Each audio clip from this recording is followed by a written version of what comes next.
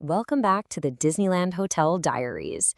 You know, when you're planning that once-in-a-lifetime trip, the biggest question is always, where are you going to stay? Today, we're diving deep into the original, the icon, the Disneyland Hotel itself. But oh boy, does it come with a premium price tag. So our mission today is to figure out if it's actually worth it. So that really is the million-dollar question, isn't it? Is this legendary hotel, with all of its history and its promise of Disney magic, truly worth that very, very high price? This is a huge decision, one that can totally shape your entire vacation. Okay, so let's start with the big picture. Out of almost 4,000 reviews, the hotel gets a pretty solid 4.2 out of 5. But, a single number never tells the whole story. So here's how we're going to break it down. First, we're going to tackle the location. Is it really the best of the best? Then we're diving into the rooms.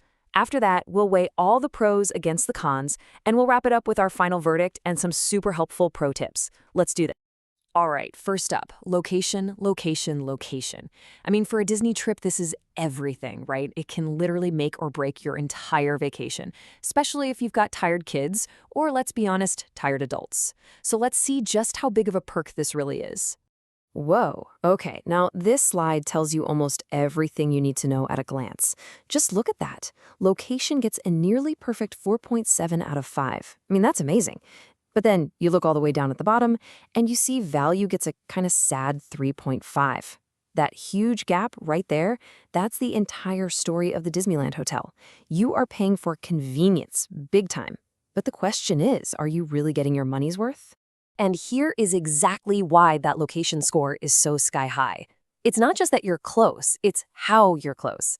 Sure, you can walk through downtown Disney, which is great, but the real game changer, the thing you can't get anywhere else, is the monorail. It scoops you up right near the hotel and drops you inside Tomorrowland. You get to completely skip the massive lines at the main gate. That is a massive exclusive perk. Okay, so the location is a definite slam dunk win. But you're not sleeping on the monorail, you're sleeping in your room.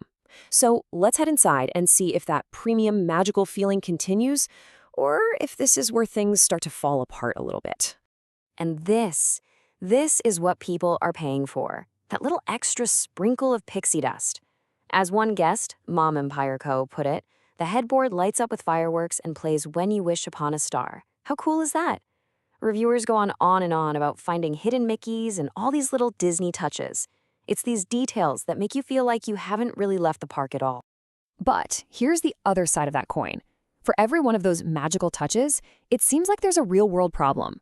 We're talking clogged sinks, mattresses so worn out that you literally slide off the edge, no fan in the bathroom, and shower heads that seem to be built for hobbits. Guest after guest mentions things like chipped tile, iffy water temperature, and just a general feeling that the rooms are, well, dated. And that's a tough pill to swallow when you're paying top dollar. And wow, this slide just captures that disconnect perfectly. On the left, you've got the glossy, perfect marketing photo of a beautiful room with a great view. And on the right, that's a photo from a guest who paid extra for a preferred view and got a lovely look at a rooftop. This right here is a theme you see over and over in the reviews. The feeling that what you pay for isn't always what you actually get. Okay, so let's zoom out. We've seen the incredible, can't-beat-it convenience and the little bits of in-room magic. But we've also seen some pretty significant maintenance and value issues. So let's put it all on the table and look at the overall pros and cons. It really comes down to a balancing act, doesn't it? On one side, in the Pixie Dust column, you've got that immersive Disney feeling, those amazing themed pools with the monorail slides, Goofy's Kitchen right there on site, and of course, that unbeatable convenience. But weighing it down on the other side, you've got that extremely high price, the dated rooms, inconsistent service, and all those little maintenance headaches we talked about. It's a real trade-off. Hey, just gonna jump in here for a second. If you're finding this helpful for planning your own trip, do me a huge favor and hit that like button and subscribe for more hotel diaries just like this. It really helps us keep these going. Thanks! All right, we've laid out all the evidence, the good, the bad, and the very expensive. So let's bring it all together and answer the big question. Who is this hotel actually for? So the Disneyland Hotel is going to be an absolute slam dunk for a few types of people. If this is your very first visit and you want that full 24/7 Disney bubble experience, this is it. It's also a lifesaver for families with little kids who need those midday naps or pool breaks. And of course, if you're celebrating something huge and convenience is the single most important thing to you, more than budget, more than modern rooms, then this is your place. On the other hand, you should probably give this hotel a pass if you're on a tight budget. I mean, that's the obvious one. But also, if you expect sleek, modern, truly luxurious amenities to match that luxury price tag, you're probably going to be disappointed. If little things like chipped tile or a slow-draining sink are going to drive you crazy, you might want to look somewhere else. And hey, if you're a park commando who just needs a clean bed to crash in for a few hours, your money can definitely go a lot further somewhere else. Now, if you've heard all that and you've decided, yep, the pros outweigh the cons for me, I'm doing it, then we've got you covered. We've pulled together some fantastic pro tips from other guests to help you make your stay even better.